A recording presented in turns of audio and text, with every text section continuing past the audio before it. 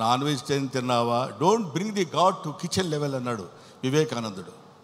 భగవంతుడిని కిచెన్ లెవెల్కి తీసుకొస్తారు ఎందుకండి మీరు? అక్కర్లా, మీరు తినండి. కొండల కానలను తిరిగి దుర్జటి రాసిన పద్యం చెప్తున్నాను, నేను చెప్పేది కాదు. కొవ్విన పందుల లేళ్ల దుప్పులను చిన్నక పెద్దక కారు కమ్మగా వండుదురు, నీవిచ్చట ఉండనేలా నా కొడుకు ఆనతీక ఉడుమురికి రాగదవయ్య లింగమా, నువ్వు రా.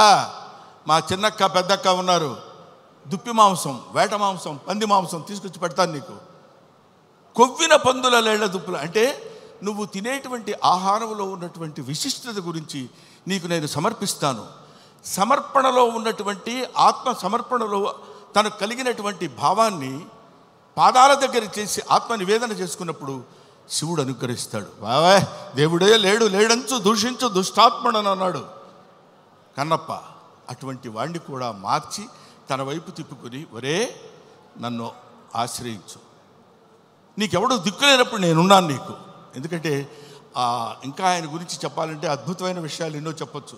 అందరూ కాదని కింద పడేస్తే చనిపోయిన శరీరాన్ని నేనున్నాను రా నీకు అని అక్కున చేర్చుకునేటువంటి మహానుభావుడు ఆ పరమేశ్వరుడు శివుడు. ఎవ్వడు వద్దొద్దు అయిపోయాడు తీసి పడేయండి కింద అంటాం మనం, మన ఇంట్లో వాళ్ళనే మనం అంటాం. అటువంటి వాళ్ళని అందుకనే దాన్ని ఏమంటారంటే అధికుడని అధముడని నరుని దృష్టిలోనే భేదాలు, శివుని దృష్టిలో అంతా సమానులే.